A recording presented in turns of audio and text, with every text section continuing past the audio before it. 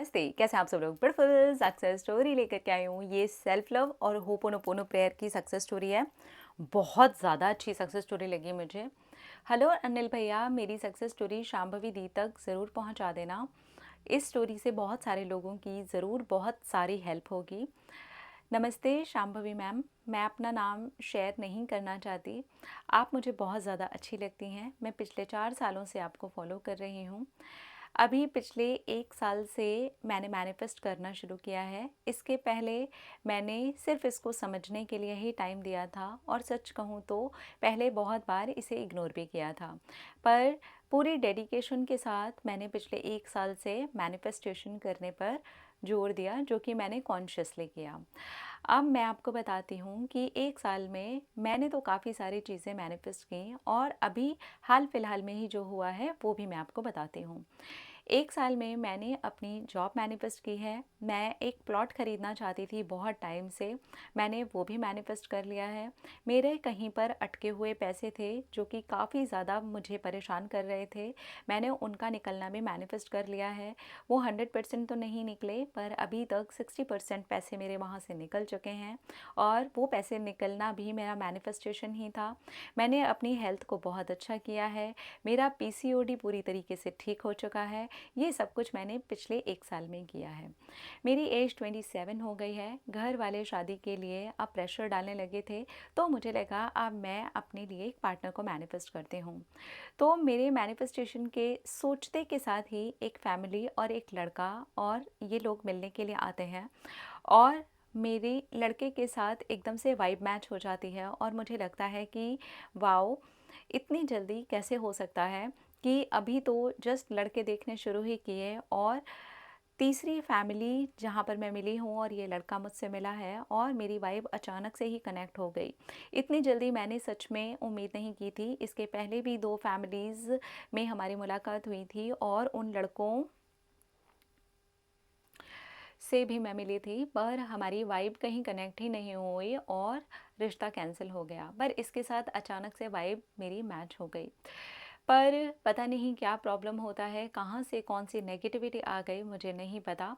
उन्होंने रिश्ता करने से साफ मना कर दिया और ये हुआ ठीक 1 हफ्ते के बाद। तब मुझे रियलाइज़ हुआ कि हुआ क्या है। मैं अचानक से ही डेस्परेट हो गई थी और मैं खुद ही इस बात पे यकीन नहीं कर पा रही थी।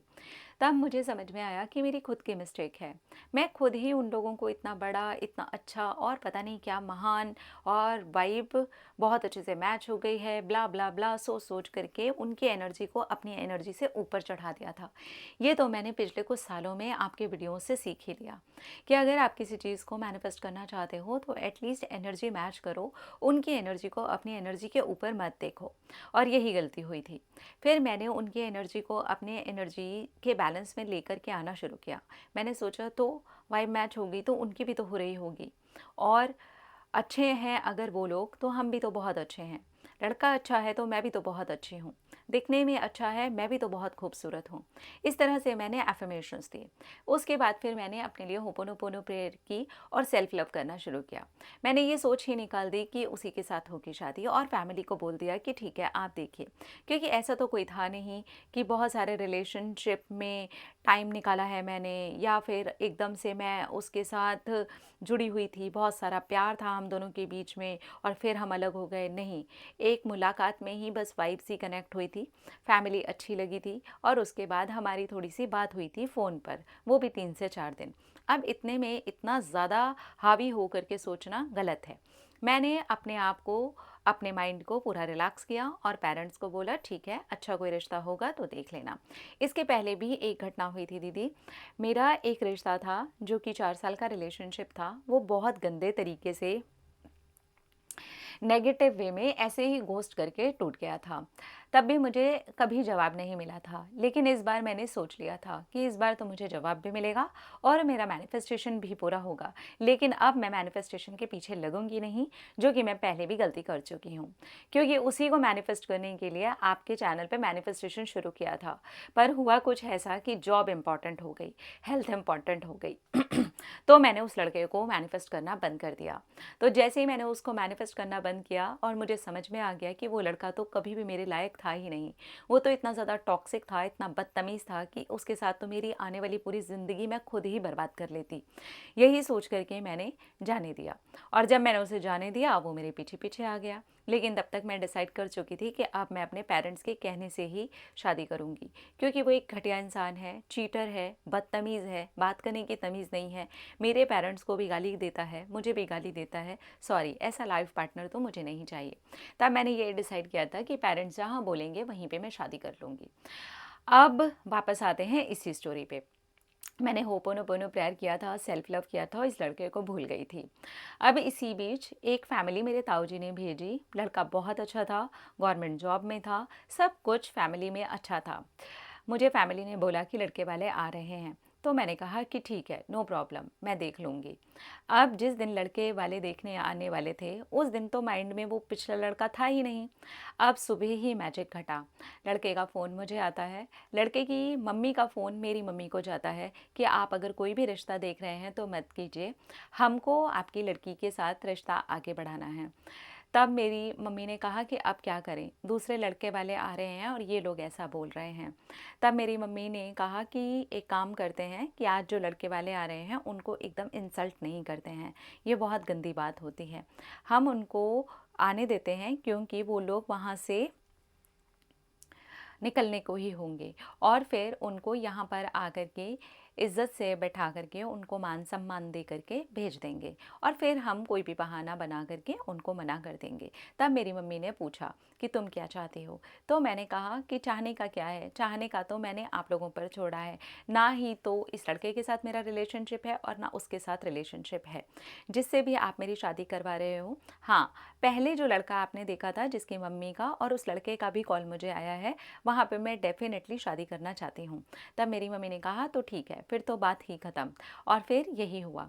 शाम को उन लोगों से फिर हमारी फ़ोन पर बात हुई। तब लड़के ने कहा कि मैंने बहुत सोचा और मैं इतना समझ गया हूँ कि तुमसे मेरी वाइब मैच हो रही है। जैसे ही उसने ये बोला, मैं एकदम से सुन के शॉक्ड हो गई कि यही सेम तो पहले मैं सोचती थी, पर जब मैंने ये सोचना बंद कर दिया तब लड़का बोल रहा है।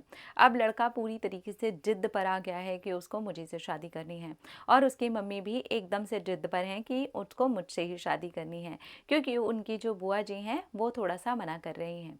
लेकिन और कोई भी प्रॉब्लम नहीं है। उनकी मम्मी ने और लड़के ने साफ बोल दिया है कि शादी होगी तो अब तुम्हीं से होगी, अब तुम लोगों को कहीं पे भी कोई रिश्ता नहीं देखना है। फाइनली मेरा उसके साथ रोका हो गया है। अब एंगेजमेंट की डेट निकलने वाली है और एंगेजमेंट के तुरंत बाद ही शादी करने का भी प्लान है। आपको कार्ड भेजूँगी, हो सके तो आप ज़रूर आइएगा। Thank you, thank you, thank you, thank you. तो यहाँ इन्होंने ना कोई टेक्निक नहीं की है, ठीक है? इन्होंने सिर्फ अपने लिए किया है जो कुछ भी किया है। इन्होंने होपोनोपोनो प्रेयर किया है, सेल्फ लव किया है, और सबसे ब्यूटीफुल चीज़ इन्होंने लेट गो कर दिया है, जाने दो। पेरेंट्स के ऊपर सब कुछ छोड़ दिया था। अब आप देख रहे हो जिस दिन दूसरे वाले लड़के वाले आ रहे हैं, टाइम दे दिया है, सब कुछ दे दिया। कितनी अच्छी फैमिली है, मतलब आपकी फैमिली जिन्होंने कहानी लिख के मुझे भेजी है, मतलब वो उनको भी अच्छा नहीं लग रहा उनको कि उनको हम ऐसे डिसरिस्पेक्ट नहीं कर सकते कि हम उन्हें बीच में ही बोल देंगे मत आओ। आने देते हैं, उनको रिस्पेक्ट करते हैं, उनकी आवभगत करते हैं, उनको एक अच्छे तरीके से बाय करके फिर कुछ भी बोल करके मना कर देंगे। ये एक अच्छा तरीका है। कम से कम हम अपने संस्कार दिखा रहे हैं कि ठीक है, कोई बात नहीं, शादी होना नहीं होना, फिक्स होना नहीं होना, वो अलग बात होती है, पर हम कितने अपने संस्कार दिखा रहे हैं वो ज़्यादा मैटर करता है। सो अच्छा है, वेरी गुड। तो जो लड़के वाले पहले देख करके गए थे उनके साथ इनको अच्छा कनेक्शन फील हुआ था, उनके बारे में इन्होंने सोचा था, पर चीज़ें नहीं हो पाई और उनकी एनर्जी को इन्होंने ऊपर उठा दिया था, ये मेन पॉइंट है, और उस वजह से सब कुछ डाउन हो गया। लेकिन फिर क्या हुआ, इन्होंने वो एनर्जी को बैलेंस किया, बहुत स्मार्टली बैलेंस किया, और फिर अपने आप को कंट्रोल करते हुए आगे निकल गए। Ho'oponopono prayer, self love continue करते रहे, खुद लड़के वाले चल करके आए और शादी के लिए जिद बना ली, जबकि उन्हीं के फैमिली में कोई एक पर्सन है जो नहीं मान रहा। देखा, और रोका भी हो गया। ऐसे होता है। कंग्रेचुलेशंस। अपना अपना रखें ख्याल, अपने आपसे ढेर सारा प्यार ताकि अट्रैक्ट करें ढेर सारा प्यार। Love you, Tata.